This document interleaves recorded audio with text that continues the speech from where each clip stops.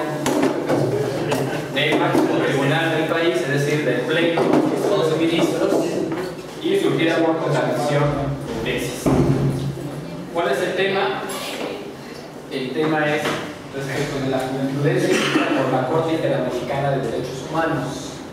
Si la jurisprudencia emitida por esta Corte obliga a los jueces mexicanos, no obstante que el Estado mexicano no figuró como parte en el litigio de donde surge esa jurisprudencia de la Corte Interamericana.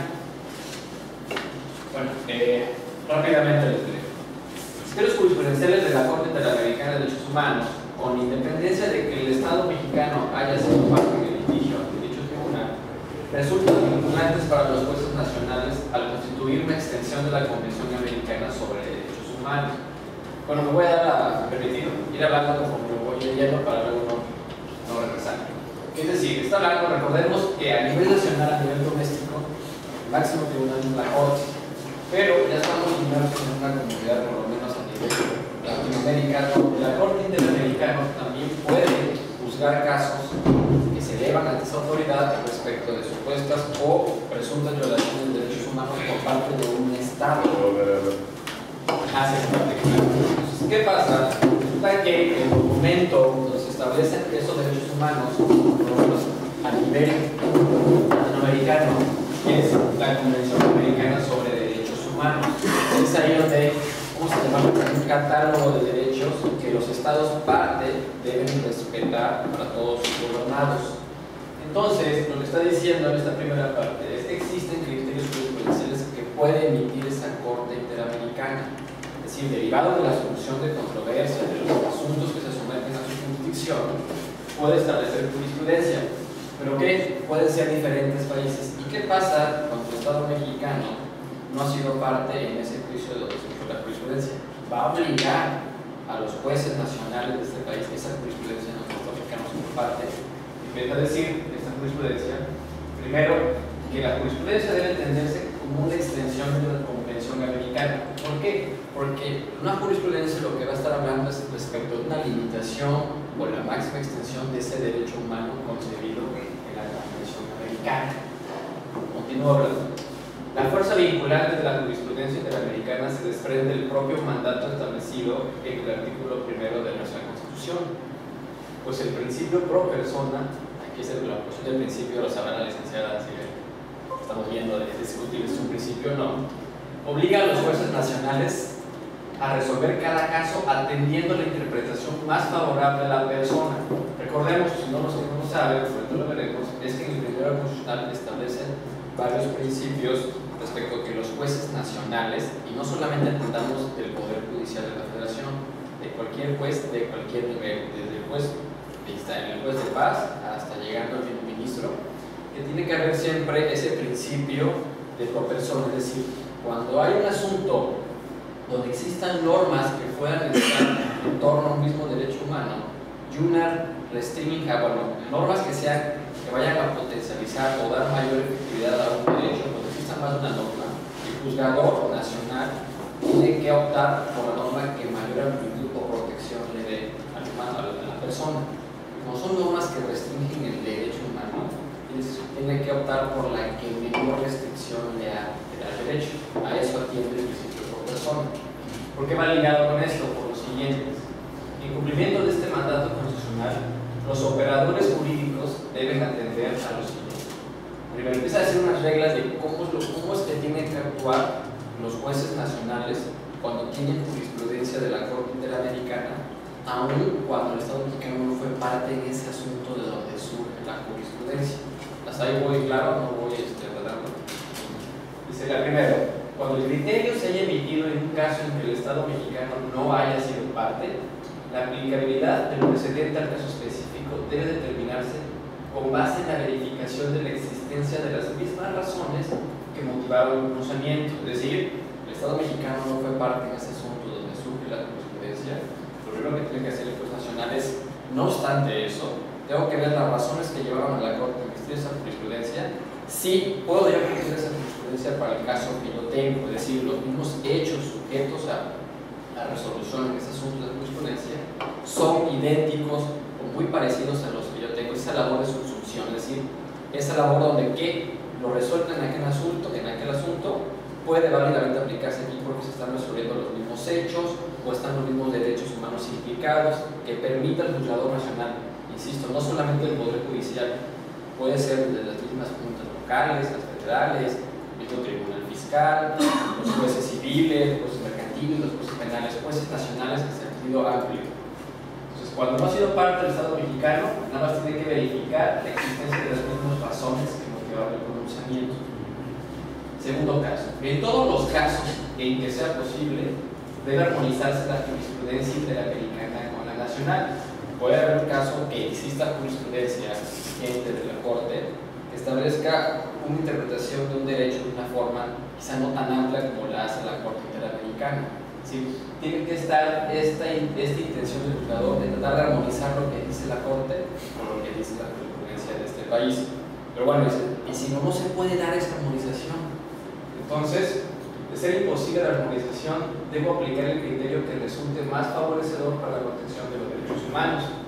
Es decir, aquí me está dando nuevamente la revisión a lo que es el principio pro homine. Si resulta que no puedo armonizar, no puedo como integrar lo que dice la Corte en la jurisprudencia, con lo que yo tengo en el nivel doméstico establecido por la Corte, pues tengo que optar entre esos dos al que mayor protección le dé a la persona en cuestión en el asunto.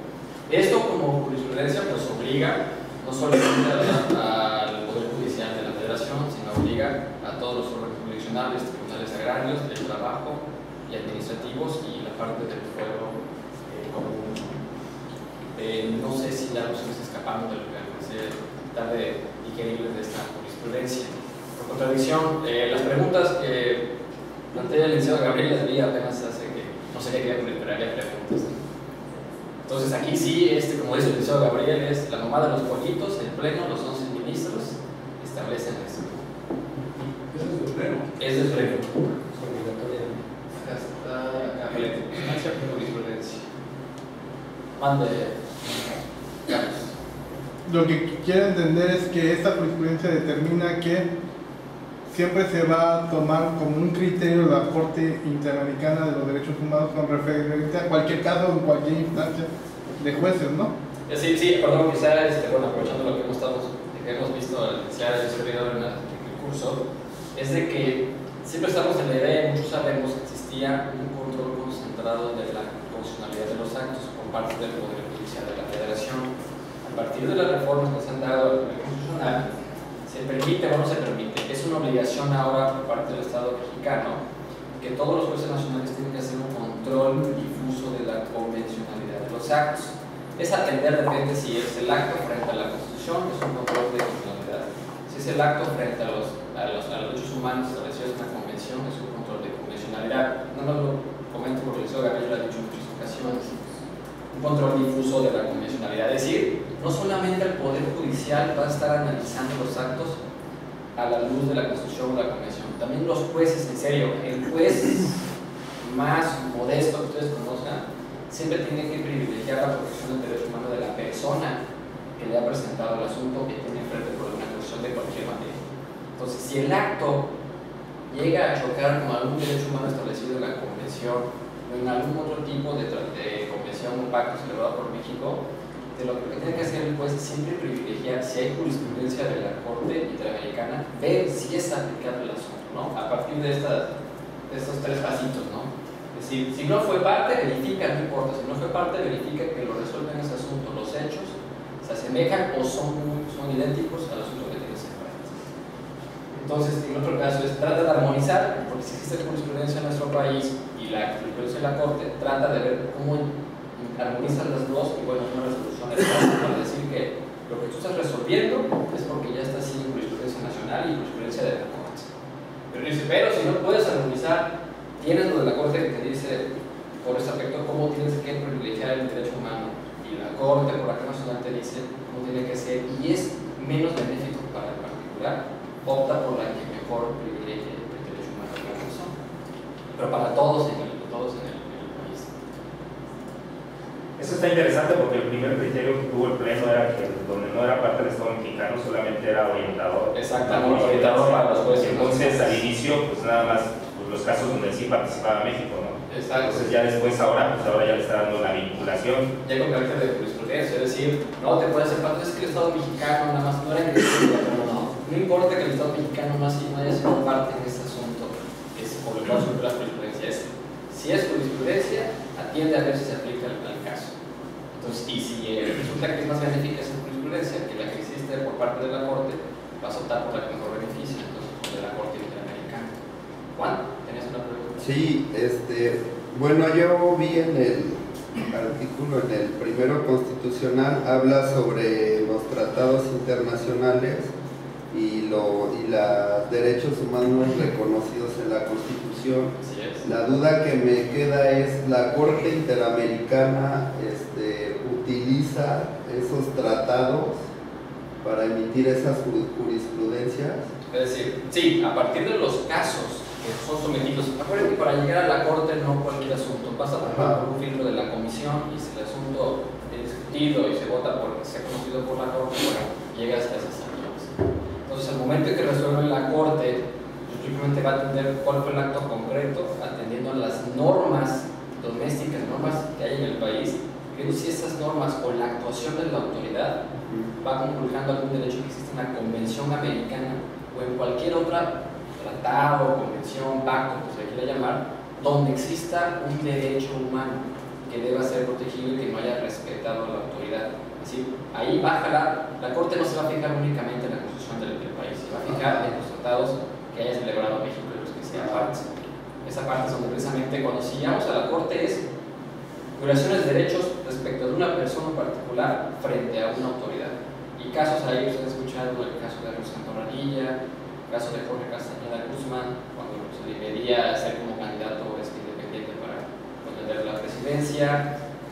Se han dado otros casos, pues, aduaneros, ¿no? De hecho, que se va a ser a la Corte para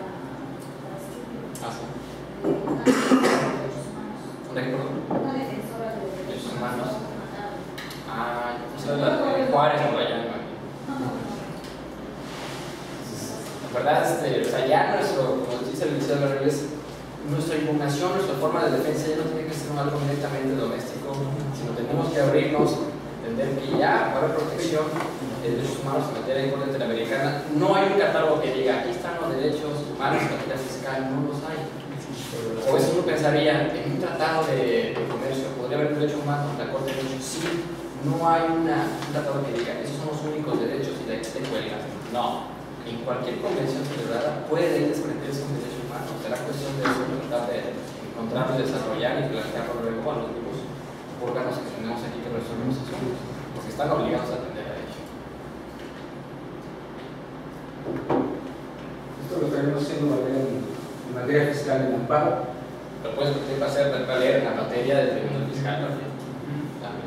En realidad, esto explica la obligación de los jueces. Que sea favorable a la persona, no necesariamente es por el derecho humano, sino. Pero si implica un derecho humano, si consideras que hay un derecho humano y que está violado por la autoridad, es decir, y existe una jurisprudencia de la Corte que dice que ese derecho humano cómo tiene que ser respetado, o cuál va a ser todo el ámbito de protección que debe tener tu derecho, y eso evidencia que el acto de la autoridad violó ese derecho, se lo puedes valer, es, oye, fíjate que en el momento que yo te planteo esta relación, tienes que atender esta jurisprudencia de la Corte, para que veas cómo se ha resuelto en ese aspecto. Y no obstante que el Estado mexicano no haya sido parte en ese asunto donde se violó la jurisprudencia. Entonces, no es limitativo nada más de la Convención Americana de Derechos Humanos, o sea, puede ser en Europa. No, aquí es de Corte Interamericana de Derechos Humanos, solamente. Nada más. Es que habías dicho que podías, a lo mejor, si fue parte de México de algún otro convenio. No, pero parte en respecto de los asuntos resueltos por la Corte Interamericana. Que recuerdo que está en San José de Costa Rica, ¿no? ¿O me equivoco? Sí, San José de Costa Rica. Hoy no estaba, entonces. Estoy en internet. Bueno, era internacional. Sí. Ya aprendió. Era un fundamento, ¿verdad? Sí. Es que le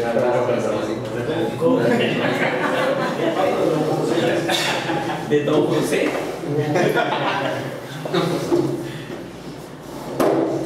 San José. San José. Eso que dijo Pedro. O sea, mi duda es si la Constitución dice que en los tratados y los propios de la Constitución de los Derechos Humanos, si la Corte, o sea, se basaba en los tratados que México había sido parte para que se tomara la jurisprudencia, como en este caso lo señala la tesis. No, la Corte, sí, para la Corte las leyes que regulan son los tratados celebrados en materia de derechos humanos en toda Latinoamérica, en la parte que le corresponda. Esas son sus leyes, ella no tiene una constitución.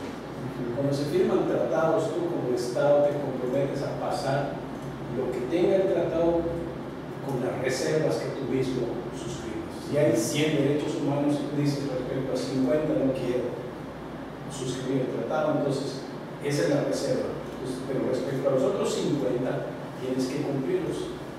Cuando existe un conflicto en tu legislación interna en materia de derechos humanos, por lo que dice el tratado, tú ya suscribiste, eso estás obligado a respetarlo aunque tu legislación diga lo contrario. Pero eso se reclama a nivel Corte. Es decir, la Corte tutela precisamente el respeto de los derechos humanos de todos los tratados que se celebran, tratados o convenios que se celebran y que sean materia de su análisis. No se mete con tus constituciones, al contrario, uno de los compromisos que tú haces al suscribir un tratado es someterte a lo que se vaya. De ahí que viene la progresividad. Si algo no está tutelado en tu constitución y ya suscribiste, tu legislación tiene que cambiar, tu constitución tiene que ser cambiada para ser acorde con el convenio tratado. ¿Sí? Es decir, vas a llegar hasta la Corte cuando veas que tu legislación, por ejemplo, que tú en un asunto que sigues internamente, pierdes el asunto, ¿sí? Pierdes el asunto porque tu legislación no respeta un derecho humano, entonces tienes que acudir ante la Corte para que se te respete. Es decir, de acuerdo a la legislación nacional, tú puedes estar mal, te pueden negar la razón porque los derechos humanos estén limitados en tu país, de acuerdo a tu legislación. Pero si el Estado mexicano ya suscribió un convenio, un acuerdo o un tratado donde ese derecho lo tenga que respetar, aunque tu legislación no lo tenga, tú tienes que acudir invocando ese tratado. Es decir, el Estado mexicano y México es la máxima autoridad, pero conforme a su legislación interna y respetando también. O sea, lo que hacen los tratados son legislación interna y hasta ahí. Pero en materia de derechos humanos de tratados, quien decide el último es la Corte. Y a raíz de eso, por eso emite jurisprudencias. Entonces te va a decir, ¿qué va a suceder si la jurisprudencia que emite la Corte Interamericana choca a veces con la nacional? Por eso te dice, espérame, esta jurisprudencia es vinculante. Sí, pero es vinculante en tanto no existe una reserva del derecho humano, y cuando existe reserva, el Estado mexicano tiene por qué acatar ese derecho humano. Esa es la razón de la reserva. Entonces no es tan amplio. Entonces los reclamos de la Corte son un incumplimiento de tratados y convenios de derechos humanos, ¿sí? Que sean suscritos con las debidas reservas. Si hay reserva, no tiene por qué acudir. O sea, el Estado mexicano no puede violar algo a lo que no se ha comprometido. De ahí que los gringos no se comprometan a nada. ¿Sí? Ellos no suscriben nada. Ellos participan todos y cuidan. Por eso obligan a todos los demás, pero no se obligan a ellos. Sí. Entonces son los que más violan. Sí, de Pablo. Bueno, llegar Obama este video. Va a llegar Obama este video. Bueno, viene algo, así como vino algo agradable en la tesis anterior, que hoy les voy a explicar real. A ver, Adrián, explíquenos esa que sigue.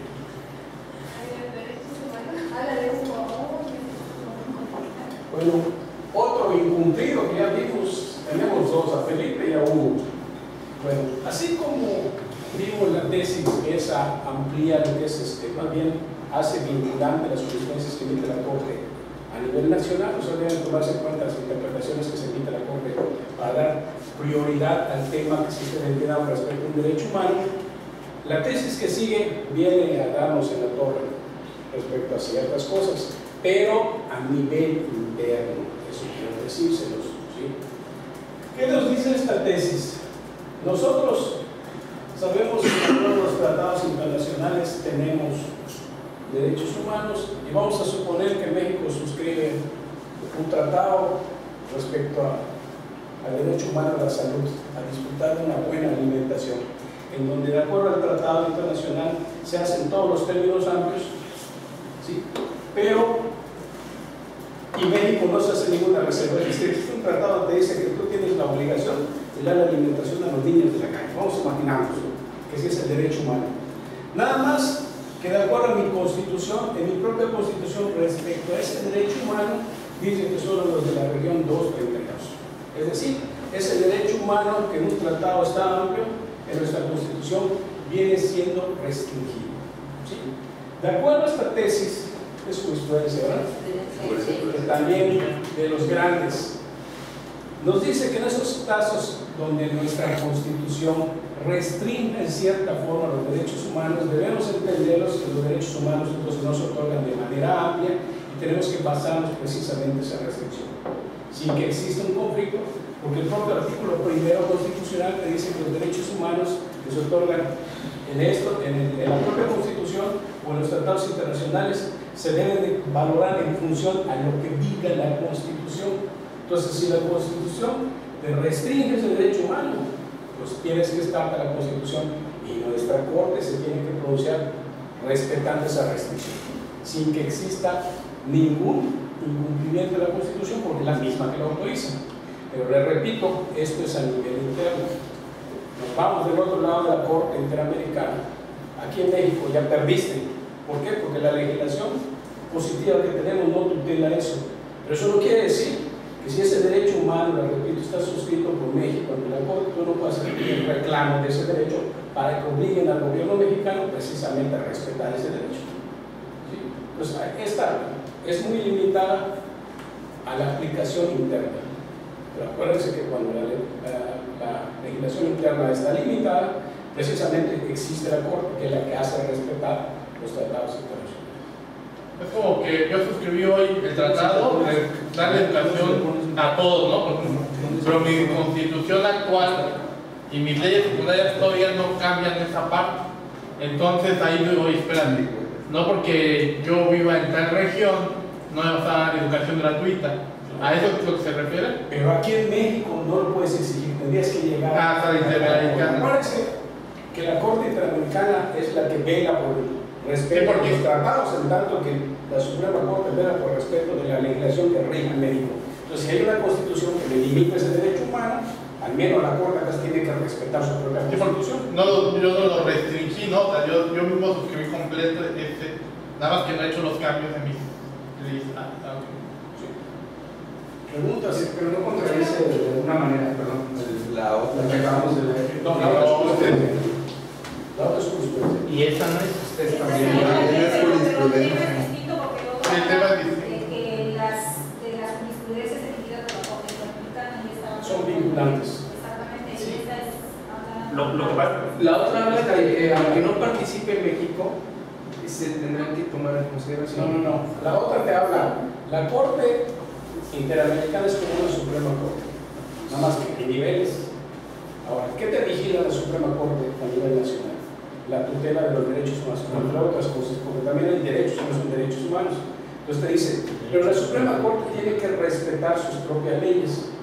Entonces, si mi Constitución, a mí, tratándose de un derecho humano en particular, me la otorga de manera restringida, aunque tú vengas y me digas, se me está violando tal derecho humano de tal convención, lo que te voy a decir es que no existe tal violación porque mi Constitución permite limitar ese derecho, aunque fuera de nuestro país, se dé en términos amplios. Entonces, hasta ahí queda la competencia, por así decirlo, de la Suprema Corte. Tú quieres, porque sabes que tienes un derecho a nivel internacional y que el Estado mexicano está obligado, entonces para obligar al Estado mexicano que respete su tratado de la Corte. Lo que vio primero Pedrito se refiere a jurisprudencias. En esos conflictos hay interpretaciones de tratados, más bien de derechos humanos. Entonces, esa te dice, esa es vinculante, aunque el Estado mexicano, respecto al caso donde se surgió esa jurisprudencia, no hayan participado. Pero sigue esas directrices. Que beneficia a la persona. Entre otras cosas. Creo que el mejor ejemplo de esto es el tema del arraigo, ¿no? Que a nivel internacional está, digamos, prohibido de cierta manera y en México está regulado. Entonces todo el mundo decía, oye, pero si los tratados internacionales y la interpretación que ha hecho la Corte Interamericana es en el sentido de prohibir el arraigo, pues tú México, ¿por qué tienes el arraigo? Entonces, pues, como el arraigo está constitucionalmente, digamos, permitido, entonces, pues es, ¿no? Yo creo que es uno de los ejemplos que... Aunque a nivel arraigo, si mal no recuerdo, como derecho humano te dicen que el arraigo lo va a decretar el Estado con base en sus propias leyes, con las excepciones que se ven en sus propias leyes. Entonces, en la Constitución están esas excepciones, no se estaría violando ese arraigo. No, por eso, es que el artículo primero es el que le da entrada a los... ¿Qué dice el artículo primero? Los derechos humanos que dice la Constitución y los que dicen los tratados internacionales, que es lo que le llaman el bloque de constitucionalidad, es decir, todos los derechos humanos que dicen los tratados los meto a la Constitución, pero la propia Constitución en el último párrafo dice que estos derechos humanos, tanto los que dice la Constitución como los de los tratados humanos, solamente podrán ser restringidos o suspendidos en los términos de la propia Constitución, que es lo que está diciendo esa, que como el último párrafo de ese artículo primero te dice que si bien los derechos humanos de los tratados los reconoce el Estado mexicano, también los puede restringir. Entonces, por eso, como dice el licenciado, es que internamente, pues México dice, si mi Constitución me restringe, pues, entonces, aunque la interpretación de la Corte sea en otro sentido, ¿no? Pero eso no quiere decir que no lo reclames. Pero este tratado tampoco no le permite limitarlo en su legislación interna, porque si se lo permite, entonces no había ninguna violación. Y si se obliga en todo caso a la resolución obliga a cumplimentar aún cuando va en contra de la De Constitución. ahí que salió el caso de la villa. Ese fue el claro. ¿El caso qué? La villa. La villa.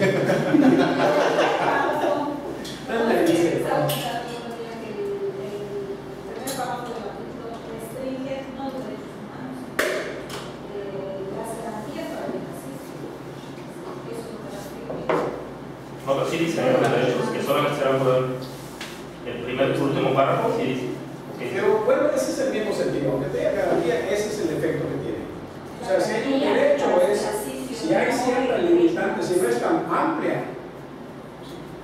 A ver, se los leo si quieren. Ahora se le dicen los derechos humanos y sus garantías. La garantía, la interpretación que se da de garantía es precisamente que a través de una norma ese derecho está garantizado. Si ese derecho está garantizado con ciertas salvedades, pues obviamente está limitado. Es el mismo sentido, como quieras entenderlo, porque te limita el derecho humano, te limita la garantía, es lo que está comentando sí. Aunque tú quieras entenderlo como una limitación de garantía y no de derecho humano, te trae lo mismo, porque la garantía es precisamente de que el derecho te está garantizando ese derecho humano, pero si te lo está garantizando en parte, no puede existir una violación, al menos a nivel nacional. Puede ser que si el tratado lo da en términos amplios, pero eso reclámalo a nivel internacional. No le sigas al corto, porque precisamente te dice, oye, no vas para eso.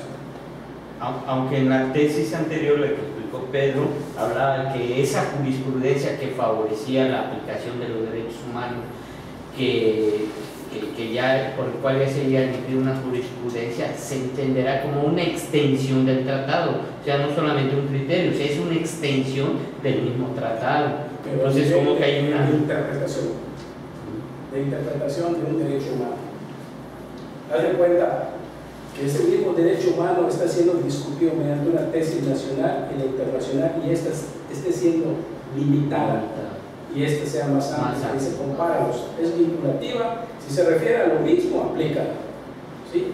Debes de adecuar esta jurisprudencia a esta, porque es la misma, y si no se puede hacer adecuación, tú háblate en función a lo que te otorga mayor beneficio en cuanto al respeto del derecho humano, que es el internacional. En cambio, esta es más limitada en cuanto al derecho humano. Las otras se pronuncian respecto a una interpretación de un derecho humano que esté siendo limitado en un caso y sea más extensivo del otro. El de la Corte Interamericana, porque de cierta forma es la máxima autoridad de derechos humanos a nivel internacional.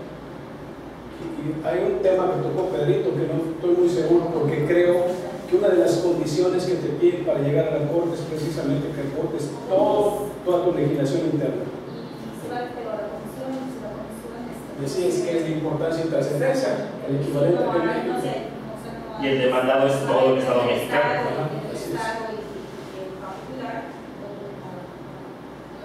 Ahorita en el ejemplo que decía él, del arraigo, estaba viendo aquí en el pacto de San José, dice: nadie puede ser privado de su libertad física salvo por las causas y en las condiciones fijadas de antemano por las constituciones políticas de los estados partes o por las leyes conforme a ellas. Y en la Constitución sí te dice que en ciertos casos se va a regular. Eso es lo que digo. O sea, también esos tratados no son tan amplios, que van a ser su Constitución, por favor, me diga. Sí, dice eso ya. Y bueno, les quería leer el párrafo primero de la Constitución. Dice: en los Estados Unidos mexicanos todas las personas gozarán de los derechos humanos reconocidos en esta Constitución y en los tratados internacionales de los que el Estado mexicano sea parte, así como de las garantías para su protección, cuyo ejercicio no podrá restringirse ni suspenderse, salvo en los casos y bajo las condiciones que esta Constitución establece. ¿Qué es lo que a lo que se relaciona con eso? Que puede estar limitado con la propia Constitución que lo indique. Es decir, no creas derechos humanos tan amplios. No, espérame. Si hay una restricción, no estaría violando nada. No estoy empleando la Constitución porque ahí le establece que lo puedo hacer. Debe ser en los Supuestos específicos. Está limitado, sí.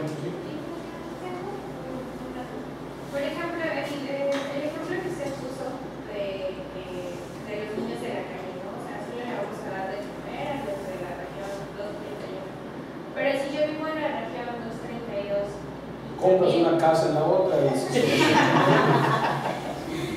también quiero pedir que, bueno, pues también que me den de comer. No puedo decir que, o sea, sí me da mayor beneficio que algún tratado diga que también yo tengo derecho a una educación. sí, nada más que tienes que ver Sería hasta eso. ante quién reclamarlo. Sí. Tú tienes un derecho que a nivel internacional, bueno, tienes un tratado donde ese derecho no te lo limita a ciertas regiones. Vamos a suponer que el Estado mexicano lo limita a una región donde tú no vives. Santa solución, te compras una casa allá y acá es, o bien te vas al de la corte, ¿sí? Te vas al de la corte a reclamar el respeto a ese derecho humano, pero ya por un incumplimiento del Estado mexicano. O sea, no se lo puedo reclamar a mí. Bueno, tienes que acordar la legislación interna, ¿no? Pago todo eso, bueno, ese es mi fundamento, a mí me autoriza hacerlo. Ya te vas a eso, te vas a la comisión que te dice, si tu asunto es de importancia y trascendencia para ellos, va a seguir su turno. Y si no es de importancia y trascendencia, va para abajo. Como los casos de revisión en inconstitucionalidad. Entonces, todo dato le van al paro y llega a la corte y a veces te dicen que no es importante ni trascendente. Y vas para atrás y además te pueden aplicar una multa. No vuelves a molestarlos. Claro que la importancia y trascendencia creo que está definida en aquellos temas respecto de los que no exista jurisprudencia, ¿no? Pero a veces te dicen no tiene nada que ver con tu interpretación y vas para atrás. Aunque tienes la clase